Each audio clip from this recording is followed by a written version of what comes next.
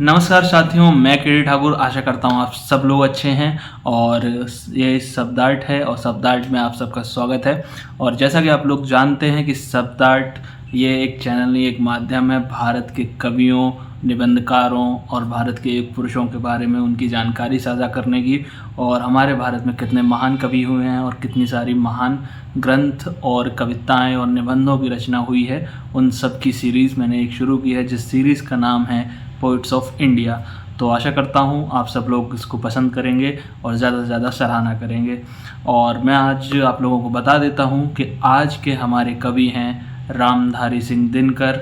रामधारी सिंह दिनकर जी भारत में एक महान लेखक, कवि और निबंधकार की भूमिका रखते हैं। इन्होंने बहुत सारी रचनाएं, कविताएं भारत को दी हैं। अनेकों प्रकार के काव्य ग्रंथ और बहुत सारी कविताएं रामधारी सिंह दिनकर द्वारा लिखी गई हैं। आज की मुख्य जो कविता हमने ली है रामधारी सिंह दिनकर जी की, उसके बारे में मैं आपको बताऊंगा जल्द ही। उससे पहले मैं रामधारी सिंह दिनकर जी के बारे में थोड़ा संक्षिप्त में आपको वर्णन दे देता हूं।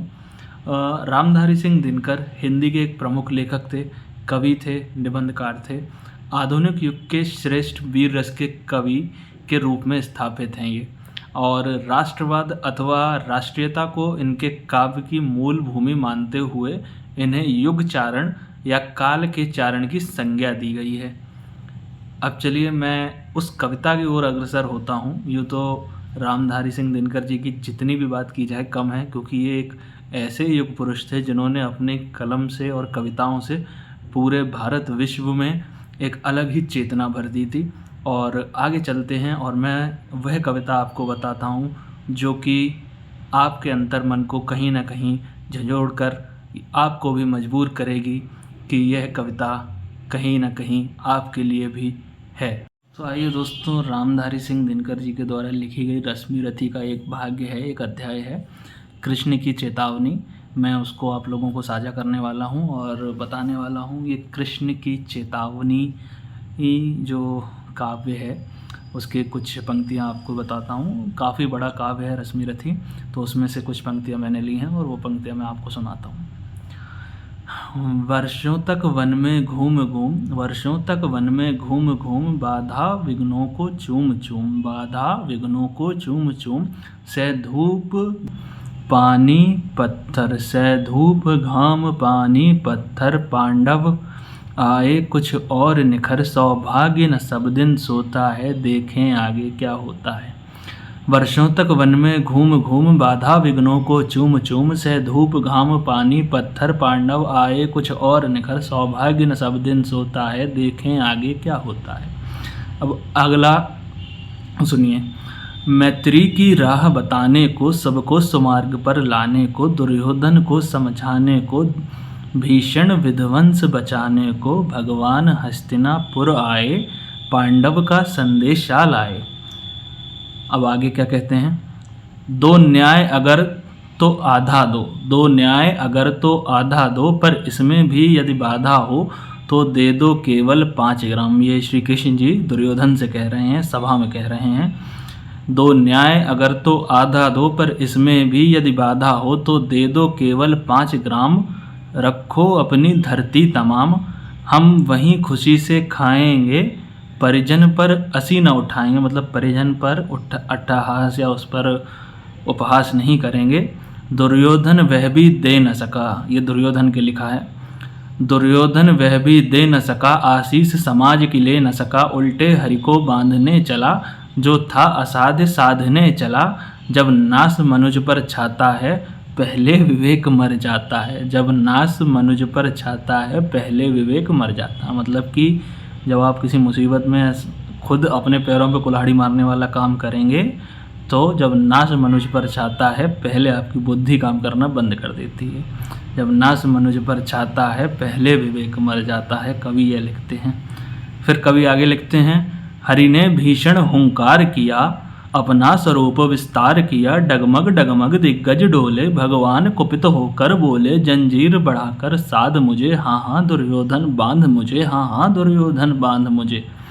यह देख गगन मुझ में लय है, यह देख पवन मुझ में लय है, मुझ में विलीन झनकार सकल, मुझ में लय है संसार सकाल।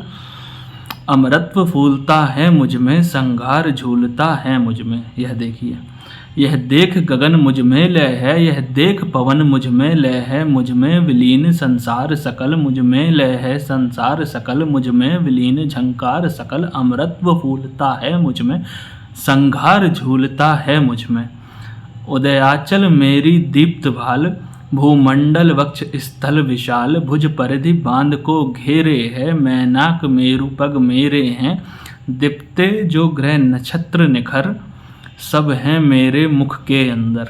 यह श्री कृष्ण जी कह रहे हैं दुर्योधन से। उदयाचल मेरे दीप्त भाल, मंडल वक्ष स्थल विशाल, भुज परिधि बांध को घेरे है, मैनाक मेरु पग मेरे है। दीप्ते जो ग्रह नक्षत्र निखर, सब हैं मेरे मुख के अंदर।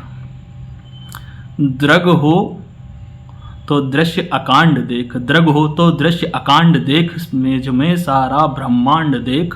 चर अचर जीव जग क्षर अक्षर, नश्वर मनुष्य सुर जाति अगर, नश्वर मनुष्य सुर जाति अमर। सतकोटि सूर्य सतकोटि चंद्र, सतकोटि सरित सर सिंधु मंद्र।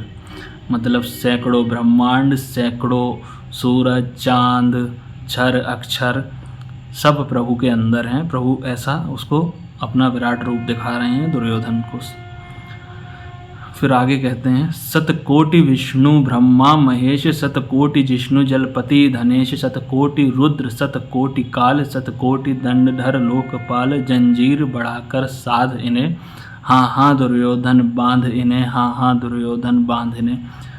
जब श्री कृष्ण जी ने अपना विराट रूप उस महासभा में दिखाया दुर्योधन को, उसके अंदर सैकड़ों विष्णु महेश ब्रह्मा, अनेकों लोकपाल, सैकड़ों हजारों सहस्त्र, मतलब सहस्त्र की संख्या में भगवान ने अपना विराट रूप जब दिखा दिया तो भगवान कहते हैं, क्या तू इन सबको बांध सकता है दुर्योधन? तो उसी के लिए रामधारी सिंह दिनकर जी ने कितनी महान काव्य लिखी है, रश्मि रथी। मैं आप सबसे चाहूँगा एक बार आप इस काव्य को ज़रूर पढ़िए। जिनको भी इंटरेस्ट है पोइट्री में या फिर काव्यों में और पोएम्स में, वो लोग तो ज़रूर ही पढ़िए, और कुछ लोगों ने तो पढ़ भी चुकी होगी। तो जिन्होंने नहीं पढ़ी है रश्मि रथी एक बार ज़रूर पढ़िए, आपको बहुत ही अच्छा लगेगा। और इसी के साथ मैं विदा लेता हूँ, फिर जल्द ही मिलता हूँ आप लोगों से नेक्स्ट वीडियो में किसी नए कविता, किसी नए कवि के सारांश के साथ। तब तक के लिए जय हिंद, वंदे मातरम।